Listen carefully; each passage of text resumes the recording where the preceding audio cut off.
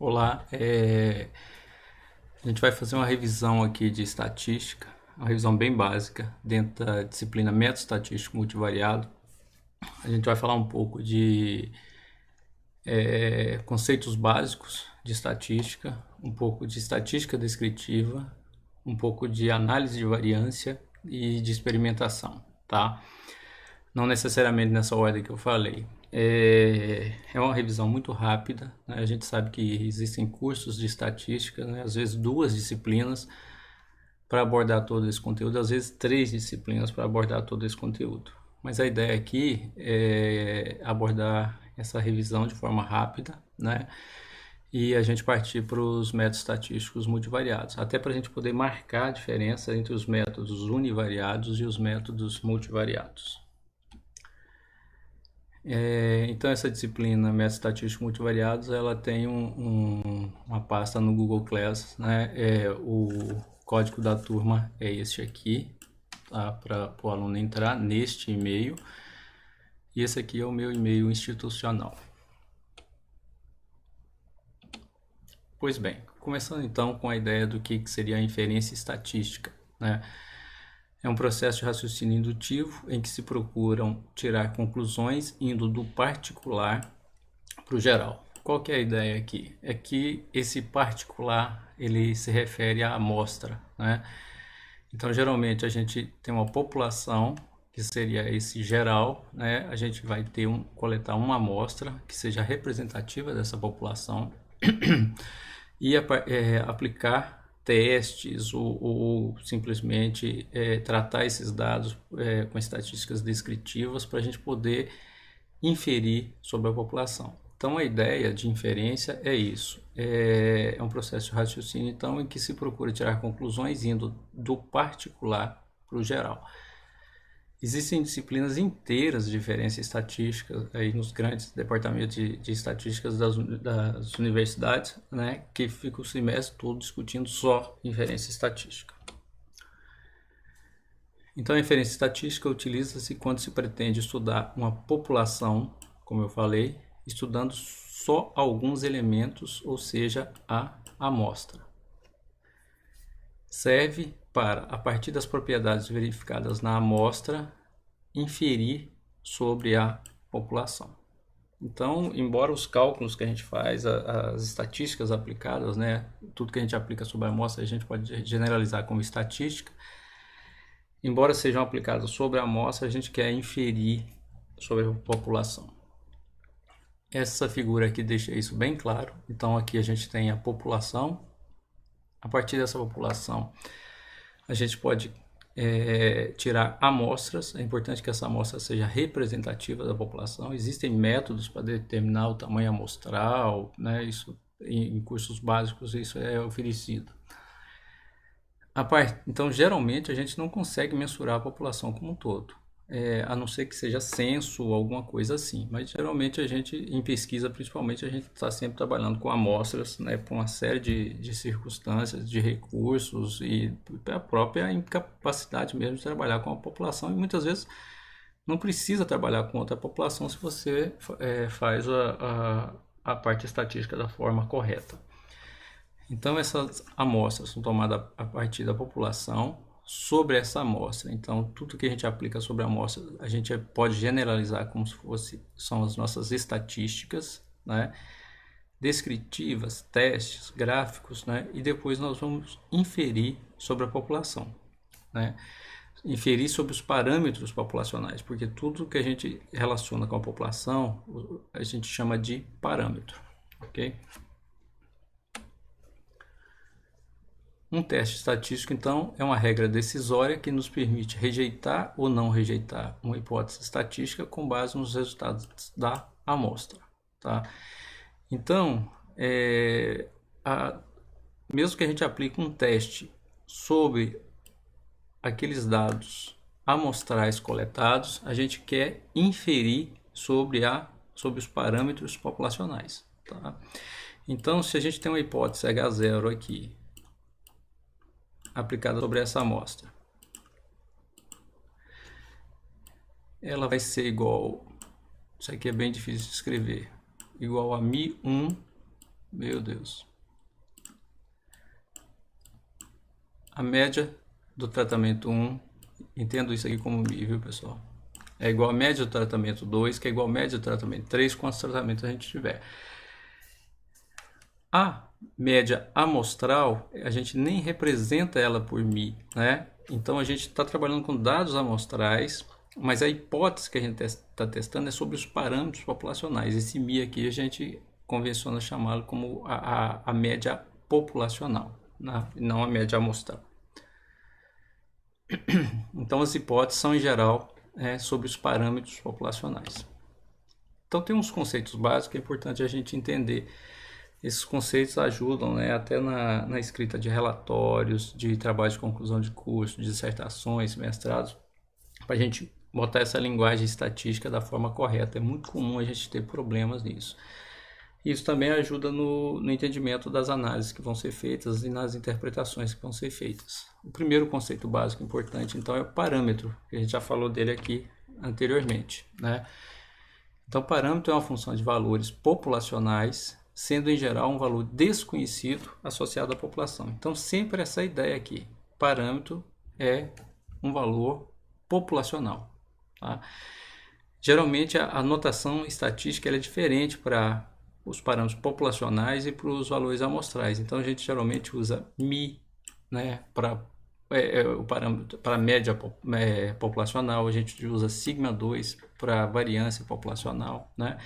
Então a média é o valor esperado, é a esperança de x, é uma medida de tendência central. A variância é uma medida de dispersão, né? E a gente, quando é amostral, a gente representa ela por v de x ou S2 de x, mas quando se refere à população, parâmetro populacional, geralmente as notações mais utilizadas são essas aqui. Um outro conceito importante é estimador, tá? Então, o estimador nada mais é do que uma fórmula de cálculo, né, que fornece valores que serão diferentes conforme a amostra selecionada. Então, é essa fórmula. Qual que é o estimador da média? A gente pode somar todos os valores para ir variando de 1 a n, o número total de indivíduos, amostras que a gente tem, soma todos esses valores e divide por n. Então, a gente tem a média. Tá? O valor numérico assumido, quando a gente utiliza este estimador sobre um conjunto de dados, a gente chama de estimativa. Tá? Aqui tem várias notações, né? Mi seria o parâmetro populacional. Esse chapeuzinho geralmente a gente usa por valor estimado ou predito. O M e o X barra geralmente a gente usa para médias amostrais. O sigma 2, o estimador da variância seria esse aqui ou esse aqui, né? Somatório de xi menos ao quadrado menos somatório de xi ao quadrado sobre n, isso dividido por n menos 1. Então a gente teria, isso aqui seria o estimador da variância, essa aqui seria a variância populacional, essa aqui seria a variância amostral. Se a gente está calculando com base na amostra, obviamente a gente vai citar que seja o S2, tá? Quando a gente tiver o valor numérico, usar esse estimador sobre um conjunto de dados e a gente tiver um valor numérico, a gente vai ter a estimativa da variância. Quando a gente tem a estimativa, você pode usar o chapeuzinho ou a bolinha indicando o estimador, se você quiser fazer a anotação correta, tá? O estimador da covariância, né, é igual somatório de xi menos somatório de xi barra vezes somatório de yi menos somatório de yi barra, que é a média, sobre n. Ou poderíamos usar isso aqui. O estimador da correlação é dado por essa expressão aqui. Então, o estimador nada mais é do que uma fórmula de cálculo, tá? Pois bem, a estimativa é o valor numérico assumido pelo estimador quando os valores x1, x2, x3, os valores, os dados coletados vão ser aplicados sobre aquele estimador, tá? Então, o estimador da média, que está representado com M chapeuzinho, poderia ser um M bolinha ou X barra. Então, a estimativa da média é 10,42. A estimativa da variância é 4,67. Então, é importante não confundir esses conceitos. O que é parâmetro, o que é estimador, o que é estimativa. E o termo estatística, muitas vezes, ele é usado como sinônimo de estimador, ou seja, aquela fórmula, tá? E às vezes também é usado como sinônimo de estimativa, tá? Mas a forma mais correta da gente interpretar, então, o que seria estatística e parâmetro, uma forma bem simples, né? Estatística, então, seria uma característica numérica da amostra, né? Então, a gente tem a população, a gente coletou uma amostra, tudo que a gente aplicar sobre essa amostra, então, a gente poderia chamar de estatística, tá? E tudo que tiver relacionado com a população, uma característica numérica da população, a gente chamar de parâmetro. Sempre lembrando, então, que embora todos os cálculos que a gente faça geralmente são sobre a amostra, a gente quer inferir sobre a população. Então, nos testes estatísticos, geralmente entram os parâmetros populacionais, as convenções, como nesse caso aqui, a hipótese H0 é a média populacional do tratamento 1 é igual à média populacional do tratamento 2, embora a gente esteja trabalhando com os dados amostrais para poder fazer esses cálculos. Uma hipótese estatística, então, é uma suposição quanto ao valor de um parâmetro populacional que será verificada por um teste paramétrico. Um teste paramétrico é um teste que testa parâmetros populacionais. Esses parâmetros populacionais é que caracterizam essa população. Geralmente, cada teste ele tem uma distribuição que o caracteriza. Então, tem parâmetros que caracterizam essa distribuição e esses parâmetros serão testados. Ou uma afirmação quanto à natureza da população que será verificada por um teste de aderência. Então, a estatística não paramétrica, então, geralmente ele tem teste de aderência, teste de independência e outros testes, mas não são testes que envolvem parâmetros populacionais. Existem... a gente vai apresentar aqui também, falar um pouco sobre os princípios básicos da experimentação, noções apenas, tá? Então, um experimento, né, ele seria o estudo o princípio básico da experimentação envolve o estudo dos experimentos, né, que envolve o planejamento, execução, análise dos dados obtidos e interpretação dos resultados. Quando a gente escreve um projeto, geralmente tudo isso que eu falei aqui está incluído nesse projeto, né? Então, o planejamento, né? A execução, ou seja, a coleta de dados, as análises desses dados e a interpretação dos resultados. Então, agora o conceito de experimento, né, é um trabalho previamente planejado que segue determinados princípios básicos e no qual se faz a comparação dos efeitos dos tratamentos. Quando a gente pensa em experimento, a gente está pensando mais em algo tocado em laboratórios, se for plantas em casas de vegetação, se for animais em estações experimentais, tá? Mas a gente tem também dados da biologia que não envolve propriamente dito um experimento, né? São dados coletados em nível de campo. Então, o pesquisador faz a coleta desses dados e também com esses dados ele quer aplicar testes, tá? E vai aplicar testes, embora não envolva propriamente um experimento propriamente dito. Então, isso tem algumas particularidades que depois a gente vai abordar. Então, seria alguma diferença entre dados coletados em experimentos clássicos feitos na ciência agrária e na medicina veterinária, na agronomia, na zootecnia e os dados biológicos coletados pelos pesquisadores mais na área de biologia. Então, se os experimentos nos experimentos a gente faz as comparações entre os efeitos de tratamento, o que seria um tratamento, né? Então, um método, elemento ou material cujo efeito desejamos medir ou comparar em um experimento. O que pode ser? Quais alguns exemplos, né? Genótipos. Quem trabalha com genética muitas vezes quer testar genótipos, variedades, o pessoal de plantas, né? Muitas vezes está testando variedades. Níveis de proteína na ração, experimentos clássicos dentro da zootecnia, diferentes extratos vegetais, né? O pessoal trabalha com plantas, diferentes locais de coletas. Aqui é uma coisa muito típica da biologia, né? Você vai coletar peixes em rios diferentes, em afluentes diferentes, acima e abaixo de barragem, e você quer compará-los e outros, né? O que seria uma unidade experimental ou parcela? É a unidade que vai receber o tratamento e fornecer os dados que deverão refletir o seu efeito, né?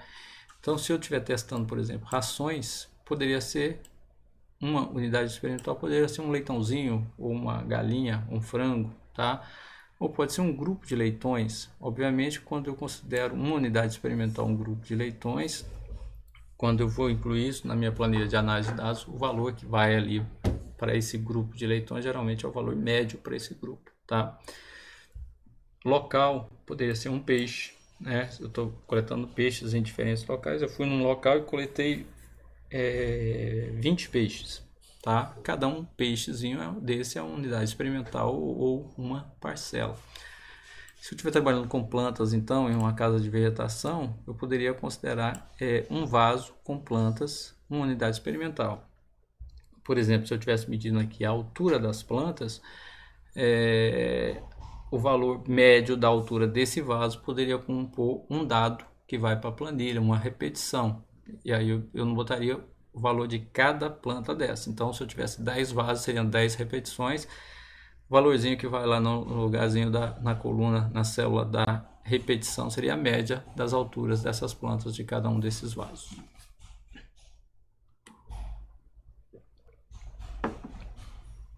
O delineamento experimental é o plano utilizado na experimentação e implica na forma como os tratamentos serão designados as unidades experimentais. Tá? Então, existem vários delineamentos experimentais, dependendo da amostra que você tem para compor esse experimento, que você vai definir se ele vai ser um delineamento inteiramente casualizado, se ele vai ser um delineamento em blocos casualizado, um delineamento em quadrado latino ou outro. Tá? Então, está muito ligado à ideia da uniformidade das suas unidades experimentais. Se for tudo muito uniforme, se as condições forem muito controladas, o delineamento inteiramente casualizado vai ser viável. Condições laboratoriais, né? Se eu tiver algum efeito de bloco, né, eu teria que considerá-lo aí para fazer um controle local. Então, já poderia partir para um delineamento em blocos casualizados. Então, o uso de um ou outro vai depender do seu material experimental. Dentro dos princípios da experimentação, a gente tem 3 princípios básicos, né? Que é o princípio da repetição, o princípio da casualização e o princípio do controle local, tá? Os 2 primeiros, eles são obrigatórios na experimentação. Então, não tem jeito da gente fazer análise nenhuma sem ter repetição e sem sortear as unidades experimentais aos tratamentos, qualquer que seja o delineamento. O controle local vai ser facultativo, depende. Se for necessário o controle local, ele deve ser incluído. Então, o pesquisador deve ficar atento à uniformidade do seu material experimental e a outros efeitos diferentes daquela fonte de variação que ele incluiu, que são os seus tratamentos. Se existir, ele pode buscar um controle local para tentar modelar e melhorar as suas análises estatísticas. Então, o primeiro princípio é o princípio da repetição. Vamos dar uma discutida rápida nele aqui. Consiste na reprodução do experimento básico, né? Então, se eu tenho lá tratamento 1, tratamento 2, tratamento 3, vamos pensar que fossem rações. Ração 1, ração 2 e ração 3. E aqui eu tenho o primeiro, um porquinho, um leitão lá em cada uma dessas rações, tá?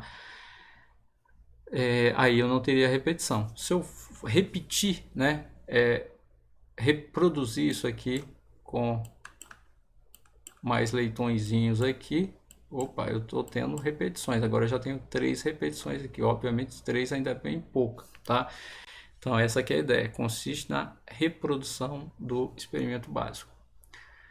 A finalidade da repetição, então, é propiciar a obtenção de uma estimativa do erro experimental. O erro experimental, então, está ligado à ideia dessa variação entre as unidades experimentais dentro dos tratamentos. Se eu tiver só essa primeira linha aqui, não tem como eu calcular a variância de uma única observação. Então, a repetição tem também essa finalidade de propiciar a obtenção de uma estimativa do erro experimental, que é essa variação dentro.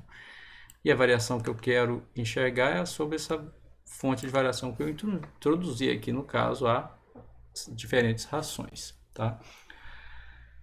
A repetição consiste em aplicar o mesmo tratamento a várias parcelas ou unidades experimentais num mesmo experimento. Como acho que já deu para entender aqui como é que funciona o princípio da repetição.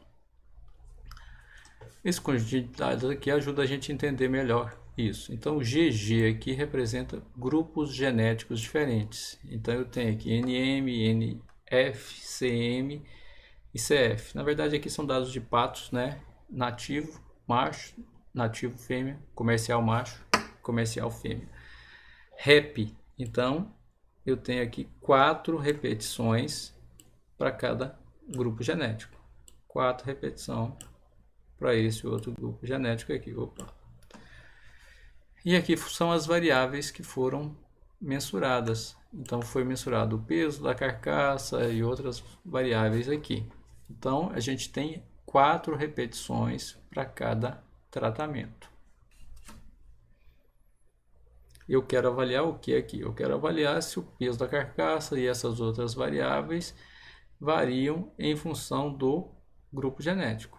Tá? Então, sem as repetições aqui, eu não conseguiria estimar essa variação dentro para confrontar com essa variação entre aqui e definir se tem ou não efeito de grupo genético sobre essas variáveis que eu mensurei.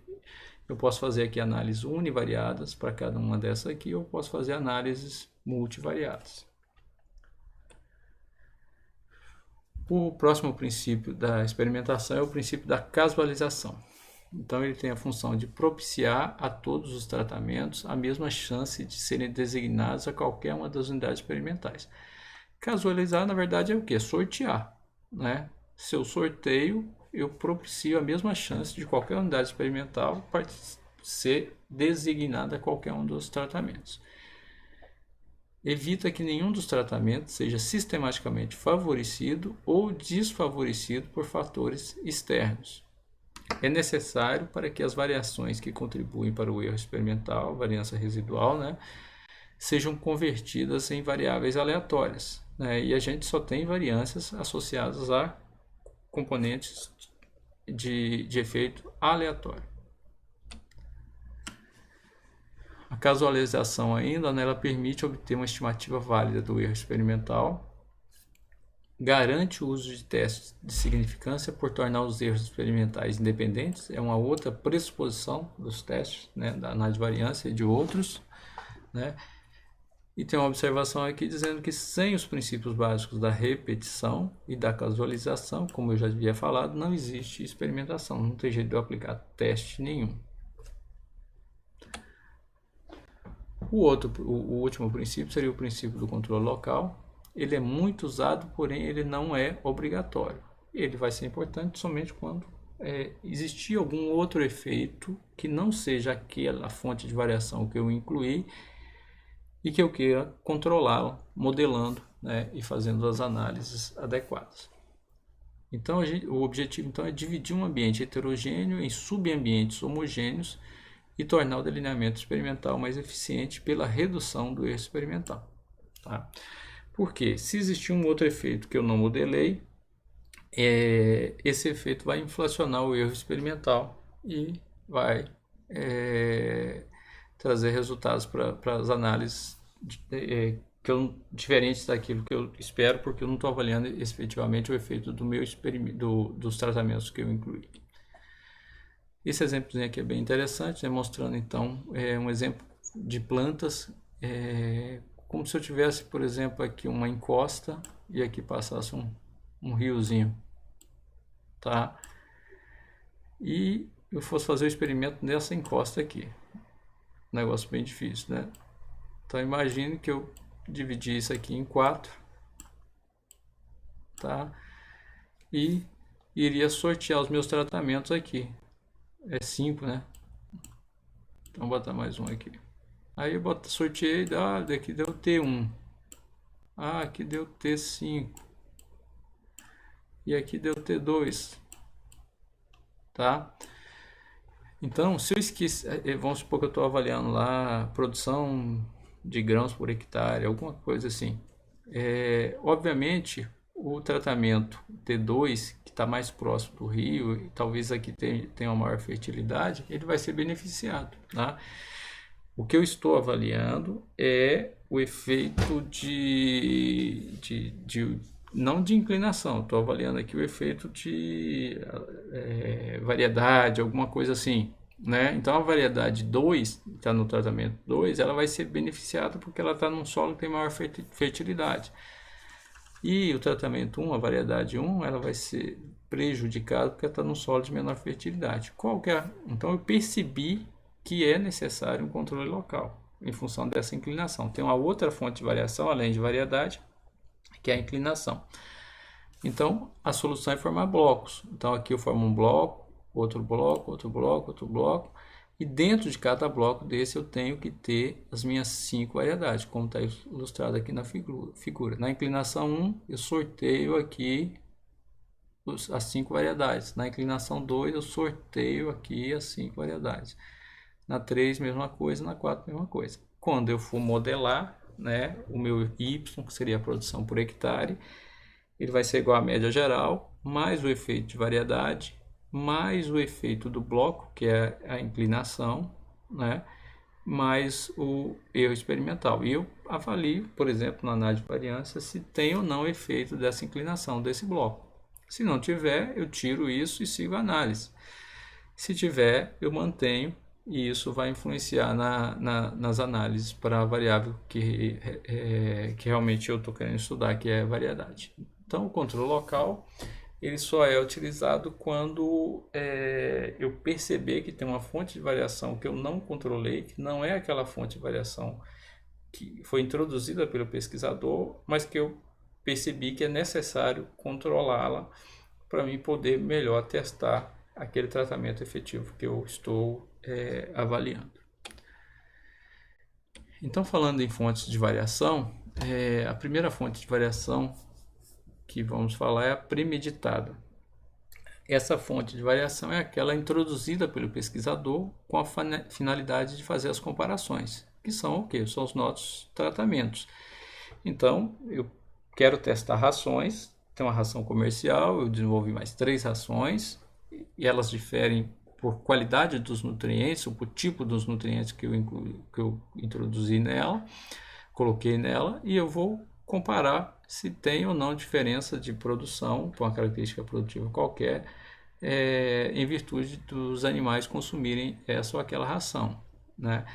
Eu sou da área biológica, eu fui coletar sapos em diferentes locais, né, da mesma espécie, mas eu estou pressupondo que esses diferentes locais, por serem hábitats com características diferentes, pode provocar diferença no tamanho de uma característica biométrica ou qualquer do sapo.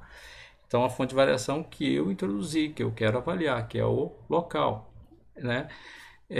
Mas, por exemplo, se eu fosse coletar esses sapinhos em diferentes locais, mas coletasse em épocas diferentes, além do local, agora talvez eu tenha um outro efeito que eu não estou querendo avaliar, mas que é época, pode chover mais ou chover menos, ou o bicho está em reprodução, ou ele vai fazer com que ele seja mais abundante ou maior em determinado ambiente. Tá?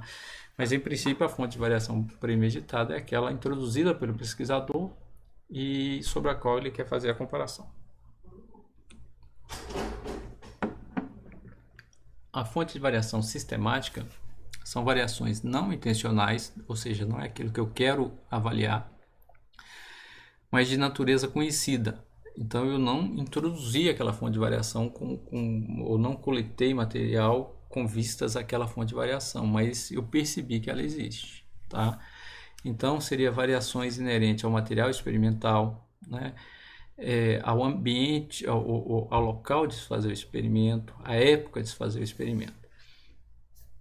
Então, elas podem, se eu consigo percebê-las, obviamente eu posso controlar, né? Então elas podem ser controladas pelo pesquisador. Então aqui entra, por exemplo, aquele exemplo que a gente falou de heterogeneidade do solo, animais de idades diferentes, então não posso testar as rações 1, 2 e 3, colocando na ração 1 só animais de uma determinada idade, mais jovens, na ração 2 intermediário, na ração 3 animais mais velhos. Eu teria que distribuir esses animais ou formar blocos e botar todos os blocos por idades e botar todos os tratamentos dentro de cada idade. Aqui entra, por exemplo, também os dados mais biológicos, como por exemplo época de coleta e outros. Então essa fonte de variação sistemática ela é passível do controle local, como a gente mostrou aqui. E por fim a fonte de variação aleatória, né? Essa aqui compõe o erro, por isso que o erro é chamado de erro aleatório, né? São variações de origem desconhecida, não podendo ser controladas. Então, se eu desconheço, como é que eu vou controlar, né? Então, geralmente, elas inflacionam o erro experimental. Então, elas constituem o erro experimental, que é variações no material experimental e falta de uniformidade nas condições experimentais, são as principais causas. Nem sempre é possível distinguir claramente essa fonte aleatória da sistemática, né? Então, se eu não conseguir identificá-la, né, porque muitas vezes um pesquisador mais atento pode identificar uma sistemática, né, e fazer um controle local, um pesquisador menos atento pode não identificá-la e ela vai se transformar num aleatório e vai inflacionar o erro experimental e vai prejudicar os testes dos meus tratamentos, tá? Vamos parar por aqui e a gente vai voltar seguir discutindo os testes estatísticos.